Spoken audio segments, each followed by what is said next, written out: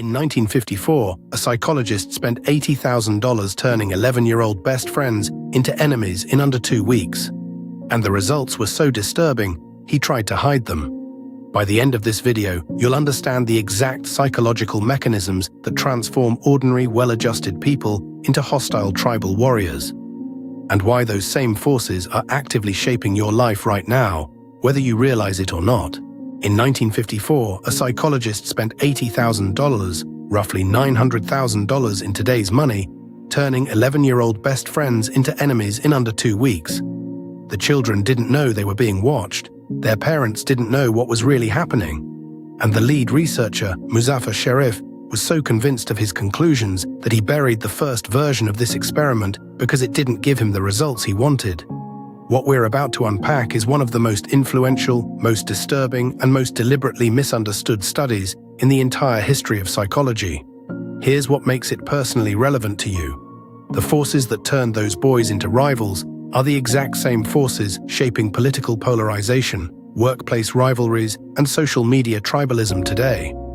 We are all, in some sense, campers at Robber's Cave, and later I'll reveal the one decision Sherif made that nearly destroyed everything, and what he found when he tried to undo the damage he'd caused. Muzafer Sherif was born in Ödemiş, Turkey in 1906. He watched the Ottoman Empire collapse as a child. As a teenager, he witnessed ethnic massacres firsthand, neighbors killing neighbors over identity markers that from the outside looked almost meaningless. That image never left him. By the time he arrived in the United States and joined the University of Oklahoma, Sherif had spent 30 years trying to answer a single question: why do groups of people turn against each other? His theory was radical, almost terrifying. He believed intergroup conflict wasn't about personality, not about bad parenting, not individual aggression. It was structural. Put two groups in competition for the same limited resource, he argued, and hatred will emerge automatically, regardless of who the people are, regardless of how healthy or happy they started. Anyone, under the right conditions, could become a tribalist. Anyone could become the enemy. He designed the Robber's Cave experiment to prove it. And here's the disturbing part. He was almost entirely right. Here's what almost nobody tells you about the Robber's Cave experiment. It wasn't the first attempt. Sherif had run 2 earlier versions, one in Middle Grove, New York in 1949 and one in 1953, and both had failed to produce the results he expected. In the 1953 study, the boys figured out they were being manipulated. They started cooperating across group lines anyway. One group went on strike. The boys essentially broke the experiment from the inside. Sherif was so frustrated that he shut it down early, packed up the research, and filed it away. For decades, the results of that earlier study were suppressed, not published, not discussed at conferences, quietly buried. This is a fact that modern psychology textbooks almost never mention. The version that became famous, the one that launched 1,000 lectures about intergroup conflict, was the third attempt, carefully redesigned to eliminate the conditions that had allowed the boys to resist. Think about that. The most cited evidence for why humans become tribal was itself shaped by a researcher who kept trying until he got the answer he was looking for. And yet, and this matters, the findings were still real, still reproducible, still deeply alarming. 22 boys, all 11 years old, all white, middle class, Protestant, psychologically screened for healthy adjustment and low aggression. Sherif wanted to eliminate every alternative explanation before he started. These weren't troubled kids, not kids from broken homes. By every measurable standard, normal.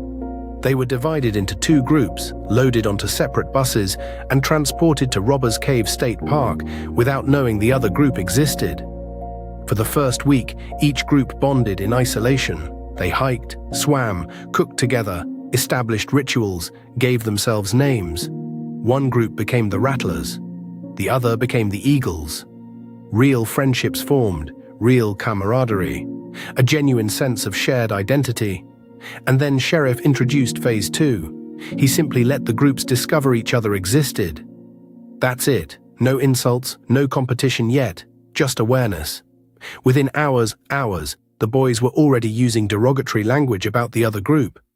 The rattlers planted their flag on the baseball diamond to claim territory. The eagles called them stinkers. Before a single competitive event had been held, tribal hostility had ignited spontaneously, from nothing more than the knowledge that another group existed nearby. That detail should disturb you. It disturbed the researchers. Now forget everything you think you know about childhood innocence, because what happened next changes the whole story. Sherif introduced a tournament, tug-of-war, baseball, treasure hunts. The winning group would receive a trophy, medals, and actual pocket knives, prizes that to 11-year-olds in 1954 felt enormously meaningful. Within days, the situation deteriorated in ways that genuinely alarmed the research staff. The eagles burned the rattlers' flag. The rattlers retaliated by ransacking the eagles' cabin, tearing up their comic books, stealing their belongings. During meals in the shared dining hall, boys threw food at each other. Name-calling escalated to physical shoving. At night, both groups planned raids. They filled socks with rocks as improvised weapons. Counselors, who were actually Sherif's research assistants, had to physically intervene to prevent real violence. Sherif's own field notes describe one researcher saying he felt genuine fear about where the situation was heading. Here's the part that should stop you cold. These were the same boys who, 11 days earlier, had been cheerfully bonding over campfires with kids they would later be planning ambushes against. 11 days, to convert normal children into something resembling warring factions. And Sherif's point was brutal and simple.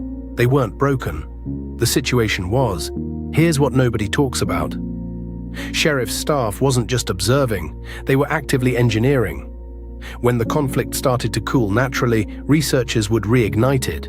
In one documented instance, a staff member posing as a camp counselor told the rattlers that the eagles had ransacked their campsite, when it was actually the research team that had done it. They were fabricating provocations to keep the hostility burning. This has haunted the experiment for 70 years. How much of what happened was spontaneous intergroup psychology, and how much was a stage-managed production? The honest answer is both. And that ambiguity doesn't make the findings less important. It makes them more important.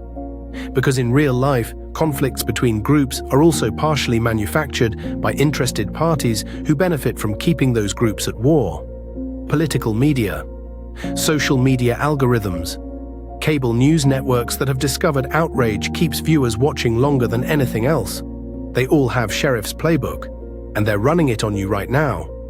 The boys at Robbers Cave weren't uniquely susceptible.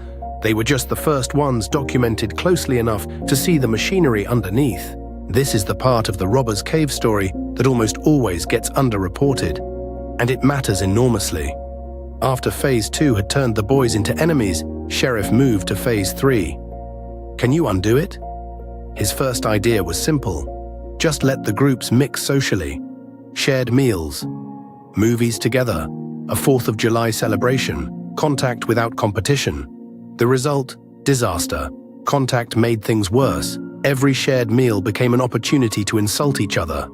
Movie night devolved into a shoving match, simply putting hostile groups in the same room and hoping for the best accomplished nothing, maybe even accelerated the hostility. So Sherif tried something else, superordinate goals. He created problems that neither group could solve alone, problems that required genuine cooperation to survive. The camp's water supply was mysteriously sabotaged. Both groups had to work together to find and fix the blockage. The camp truck broke down on the way to a food run. Both groups had to pull it with the tug-of-war rope, the very rope they'd used to compete against each other, to get it started again. What happened next was remarkable. Cooperation began slowly, grudgingly, but it built. The boys started sharing resources voluntarily. Then they started talking. Then they started making inside jokes across group lines. By the end of the experiment, the boys who had been plotting rock-filled sock ambushes against each other voted to ride home on the same bus. Same bus. Voluntarily. And this is where it gets truly insane. The lesson Sherif proved, that shared challenges unite divided groups, has been validated dozens of times in the 70 years since Robbers Cave. And yet, the dominant cultural response to polarization, division, and tribalism remains. Just put people in a room together and talk. Sensitivity trainings, town halls, diversity workshops where groups are asked to simply learn about each other. Research consistently shows that without a shared goal, without genuine interdependence, this kind of contact either does nothing or backfires. A 2019 meta-analysis of over 500 contact intervention studies found that while positive contact can improve individual attitudes slightly, it almost never reduces structural group conflict. Almost never. Because here's the mechanism Sherif identified that we keep ignoring. Tribal identity becomes meaningful in proportion to how threatened it feels. Reducing the threat doesn't dissolve the identity.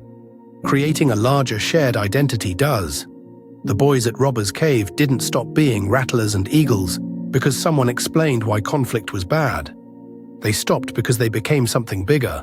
Campers stranded without water, guys who needed to get that truck moving. The enemy disappeared the moment the frame got large enough to include everyone.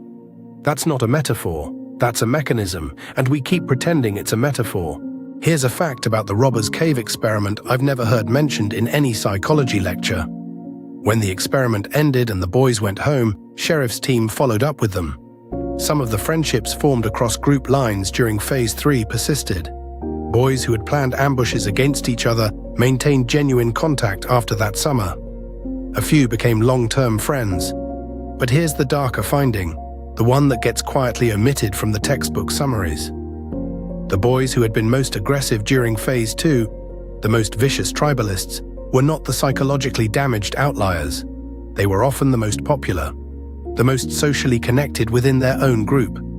Aggression toward the outgroup wasn't a sign of maladjustment. It was social currency. It earned status. It worked. And neurological studies conducted decades after Robbers Cave confirmed what Sherif had only suspected. People experience measurable dopamine responses when their in-group wins, and when the rival group loses. Both, equally. We don't just fall into tribalism passively, part of us seeks it out, because it genuinely feels good. That's not a rhetorical point, that's neuroscience. And it means that asking people to stop being tribal without replacing the reward is like asking them to stop eating sugar without acknowledging they're hungry. Here's what nobody talks about in the context of modern life. Sherif's framework predicts almost everything happening around us right now with eerie precision. Think about social media platforms. They were not designed to create hatred between groups. They were designed to maximize engagement. But the Robbers Cave dynamic tells us exactly what happens when you take millions of people, sort them into algorithmically identified tribes, expose each tribe to a constant stream of the worst behavior from the other tribe and compete them for attention, status, and validation. You get Phase 2. Indefinitely, with no Phase 3 anywhere in sight. The Eagles and Rattlers had counselors who eventually had to step in and create the broken water pipe. Social media platforms have no incentive to create superordinate goals. The conflict is the product. The division is what keeps you scrolling. Here's the specific thing to watch for in your own behavior.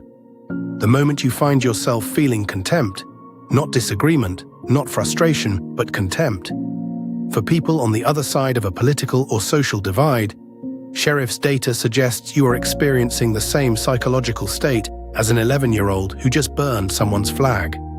The sophistication of the narrative you tell yourself doesn't change the underlying neurochemistry. You are at camp.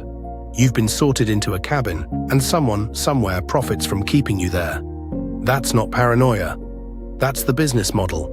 The resolution Sherif found at Robbers Cave gives us a genuinely practical framework.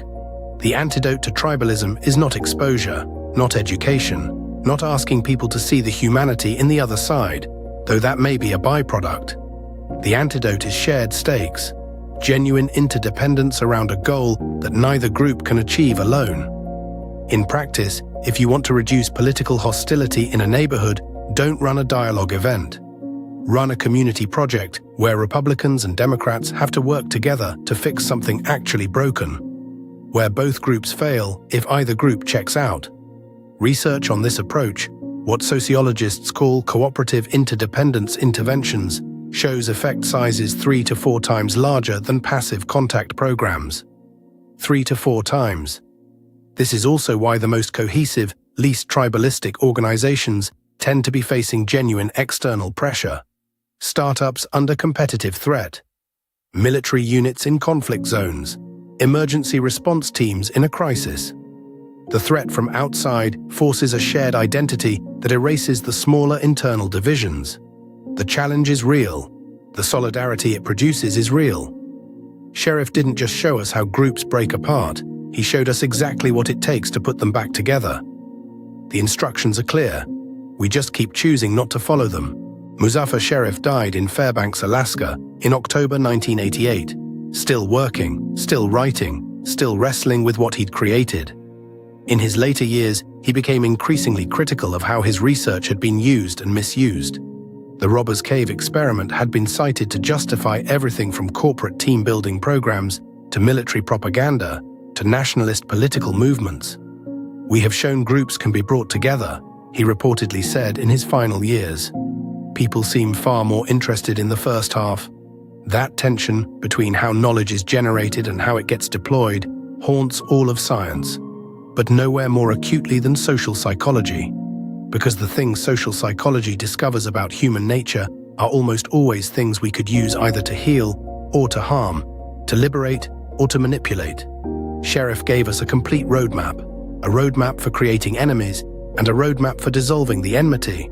Both halves exist, the evidence is clear, and 70 years later, the dominant institutions shaping human social behavior, social media companies, political campaigns, cable news networks, are running Phase 2 exclusively, profitably, and at global scale.